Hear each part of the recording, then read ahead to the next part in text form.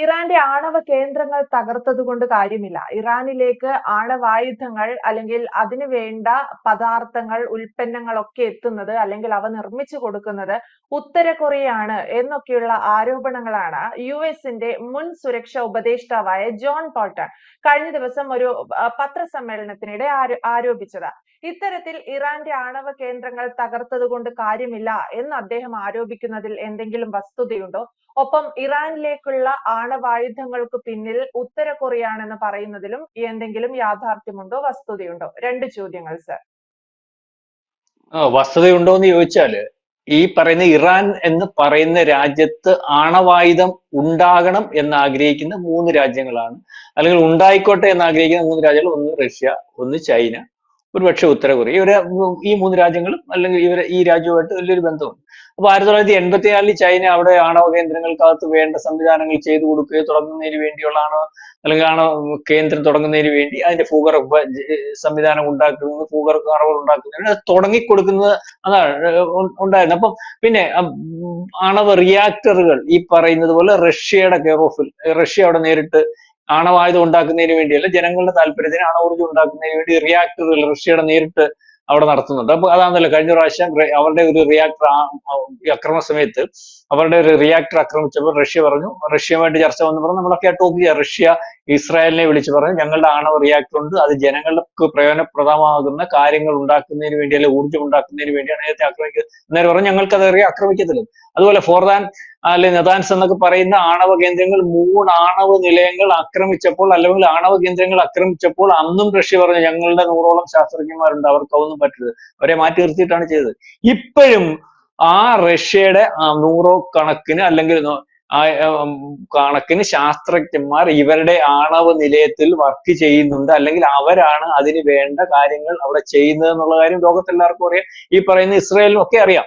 അപ്പം ഇതിനകത്ത് നമ്മൾ വിചാരിക്കുന്ന പോലെ അങ്ങ് ഒരിടത്ത് വെച്ചങ്ങ് ഇതുണ്ടാക്കുമല്ലോ. ഇപ്പൊ യുറേനിയം 400 കിലോ ഉണ്ട്, അതിനകത്ത് 60% അത് യുറേനിയം സമ്പുഷ്ടീകരിച്ചു എന്നൊക്കെ പറയുന്നത്. ഇത് പ്ലൂട്ടോണിയം, ഇങ്ങനെ പല കെമിക്കൽ ഉണ്ട്. ഈ കെമിക്കൽ എല്ലാം കൂടെ ഒരു പ്രത്യേക സ്ഥലത്ത് കൊണ്ടുവച്ച് യോജിപ്പിച്ച് എടുത്തൊക്കെയാണ് ഇത് ഉണ്ടാക്കുന്നത്. അതിന്റെ കൃത്യമായ കാര്യം നമുക്ക് പറയാൻ പറ്റത്തില്ല. അപ്പൊ ഓരോന്നും ഓരോ റിയാക്ടറിലാണ് ഇത് ഉണ്ടാക്കുന്നത്. യുറേനിയം ഉണ്ടാക്കുന്ന റിയാക്ടറിലല്ല പ്ലൂട്ടോണിയം ഉണ്ടാക്കുന്നത്. അപ്പൊ ആ രീതിയിലേക്ക്, അപ്പൊ ഇതൊക്കെ ഈ ഒരുപക്ഷെ ഈ പറയുന്ന 400 കിലോ പറയുന്ന യുറേനിയം അല്ലെങ്കിൽ 60% സമ്പുഷ്ടീകരിച്ചിട്ടുണ്ട്, ഇത് എന്തിയെന്നുള്ള ചോദ്യം വരുന്നു. അത് അമേരിക്ക ആക്രമിക്കുന്നതിന് മുമ്പ് അവിടുന്ന് മാറ്റിയെന്ന് പറയുന്നു. ആ മാറ്റിയ യുറേനിയം ഒരുപക്ഷെ 10 അണുബോംബുകൾ ഉണ്ടാക്കാൻ പ്രാപ്തമാണെന്ന് പറയുന്നു.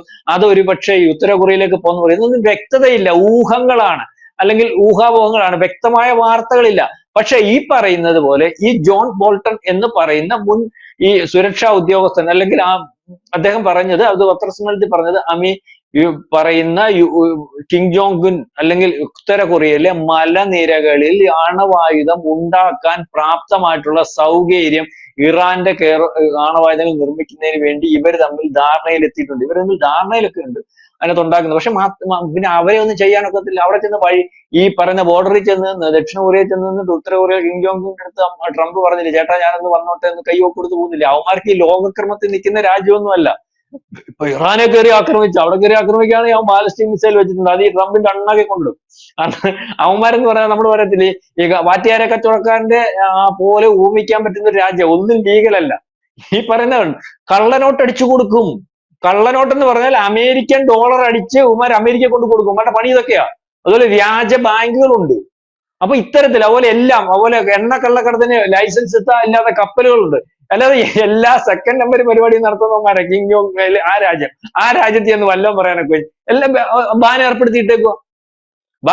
ഇയാള് ലോകമൊന്നും അവനൊന്നും കൊടുക്കുന്നില്ല. അവനിങ്ങനെ കള്ളക്കച്ചവടവും അല്ലെങ്കിൽ ഇതുപോലുള്ള പണിയും വല്ലവന്റെ രാജ്യത്തിന്റെ ഇത് അടിച്ചും, അല്ലെങ്കിൽ ആണവായുധം ഉണ്ടാക്കിയും, അല്ലെങ്കിൽ അതുപോലെ ആയുധങ്ങൾ ഉണ്ടാക്കി, ആണവായുധങ്ങളൊക്കെ ഉണ്ടാക്കി പ്രോക്സികൾക്ക് കൊടുത്തും ഒക്കെ അവർ ജീവിക്കുന്ന ഇതവന്റെ പണി. അതുപോലെ തന്നെ ഈ കൂലിപ്പട്ടാളത്തെ വിടും. രാജ്യത്തിന്റെ പൗരന്മാർക്കൊന്നും യാതൊരു ഗുണമില്ല. കൂലിപ്പട്ടാളത്തെ തന്നെ റഷ്യ എന്ന് പറഞ്ഞ് യുദ്ധം ചെയ്യുന്ന എത്ര പേരുണ്ടെന്ന് അറിയാം ഈ ഉത്തര കൊറിയയിലകത്ത്. കൂലിപ്പട്ടാളത്തെ വിടുക. അപ്പൊ ആ രാജ്യത്തിനകത്ത് ശമ്പളം കൊടുക്കുന്നുണ്ട്, അല്ലെങ്കിൽ പോയി ചാവുവോ ചാവാതിരിക്കുകയോ മറ്റേ മറിച്ചോ ഒക്കെ ഉണ്ട്. അപ്പൊ ആരും ചോദിക്കാനില്ല, ഒരു സ്വേച്ഛാധിപതിയാണ് അവനെ പറ്റി പല കഥകളും കേട്ടില്ല. അമ്മാവനെ പട്ടിക്ക് ഇട്ട് കൊടുക്കുക, അമ്മായിയെ പട്ടിക്ക് ഇട്ട് കൊടുക്കുക, കൈയടിക്കുന്ന മന്ത്രിയെ വെടിവെച്ചു കൊല്ലുക, ഉറങ്ങുന്ന മന്ത്രിയെ വെടിവെച്ചു കൊല്ലുക. ഒരു സൈക്കോയാണ്. അപ്പൊ അത്തരത്തിലുള്ള രാജ്യമാണ്. ആ രാജ്യവുമായിട്ട് കൂട്ടിച്ചേർന്ന് ഇവിടുന്ന് ഈ യുറേനിയം ഈ പറഞ്ഞതുപോലെ 400 കിലോ ഉണ്ട്, കൊച്ചാണെങ്കിൽ കൊണ്ടുപോയി ഇവിടെ ഉണ്ടാക്കി വെച്ചേക്കാന്ന് പറഞ്ഞാൽ അവിടെ കൊണ്ടുവച്ചാൽ ഉണ്ടാക്കി കൊടുക്കാൻ പറ്റും. അപ്പൊ അത്തരത്തിലുള്ള ആശങ്കയുണ്ട്. അങ്ങനെയാണെങ്കിൽ ഈ പറഞ്ഞതുപോലെ എന്തെങ്കിലും പ്രയോജനമുണ്ടോ? 12 ദിവസം യുദ്ധം ചെയ്തു, എല്ലാം തകർത്തു, തരിപ്പണമാക്കി, 50 കൊല്ലം അല്ലെങ്കിൽ രാജ്യത്തെ ഒരു 50 കൊല്ലം പുറകോട്ടടിക്കാനേ പറ്റിയിട്ടുള്ളൂ. അപ്പൊ അവരുടെ ലക്ഷ്യം, ഇസ്രായേലിന്റെ ലക്ഷ്യം ഇത് ശരിയാണെങ്കിൽ ഇസ്രായേലിന്റെ ലക്ഷ്യം സാധിച്ചിട്ടില്ലല്ലോ. ഇനി ഇവിടുത്തെ ആണവ കേന്ദ്രങ്ങൾ തകർത്താലും കാര്യമില്ലല്ലോ. ഒരുപക്ഷെ ഈ പറയുന്നത് പോലെ ആണവായുധങ്ങൾ ഉണ്ടാക്കാൻ പ്രാപ്തമായിട്ടുള്ള സംവിധാനം അവിടെ ഒരുക്കിയിട്ടുണ്ടെങ്കിൽ അവരവിടെ വെച്ച് ഉണ്ടാക്കും. ഈ പറയുന്ന യുറേനിയം, പ്ലൂട്ടോനിയം അല്ലെങ്കിൽ മറ്റു കാര്യങ്ങളൊക്കെ ഇവിടുന്ന് സമ്പുഷ്ടീകരിച്ച് അത് യോജിപ്പിക്കുന്ന അവിടെ കൊണ്ടുവച്ച് നടത്തിയാൽ മതി. അതിന്റെ പല ഘട്ടങ്ങളിലുള്ള പ്രക്രിയയുണ്ട് അതിനകത്ത് യോജിപ്പിക്കുന്നത്. അപ്പം ഏതായാലും ഇത്തരത്തിലൊരു വലിയ വാർത്ത വരുന്നുണ്ട്. 2006 ഈ പറയുന്ന ആണവായുധങ്ങൾ എല്ലാ ലോകത്തിലും ആര് പറഞ്ഞതൊക്കെ അവന്മാരവിടെ പരീക്ഷിച്ചതാണ്. ആരായി? ഉത്തര കൊറിയ. അപ്പം അവർക്ക് കാര്യം പേടിയൊന്നുമില്ല. ഇപ്പൊ ഓരോ ദിവസവും ബാലിസ്റ്റിക് മിസൈലുകൾ അറിയാമല്ലോ, 12,000, 13,000, 18,000 മൊത്തം തിരിച്ചു വെച്ചേക്കുന്നത് ഇങ്ങോട്ടെന്ന് അറിയാം. അമേരിക്കയിലേക്കാണ് പറയുക. ഇടയ്ക്കിടയ്ക്ക് പറയാണ്ട ഇതെല്ലാം നിന്റെ അടുത്തോട്ടാ തിരിച്ചു വെച്ചേക്കുന്നത്, ഞങ്ങളുടെ അടുത്തങ്ങ് വരാമെങ്കിൽ ഇപ്പൊ വിടും. അമേരിക്കക്ക് പേടിയാന്നല്ല പറഞ്ഞത്. ഇവിടുത്തെ വലിയ നമ്മളീ പറഞ്ഞാല് ഒന്നും നഷ്ടപ്പെടാനില്ലാത്തവൻ അവൻ. അവൻ ഈ പറയുന്ന പോലെ എല്ലാം നഷ്ടപ്പെടാനുള്ളതിനടുത്തോട്ട് 4 മിസൈൽ വിട്ടാൽ എന്ത് ചെയ്യും? അവന് ബോധം എന്ന് പറയുന്നത് ഇല്ല.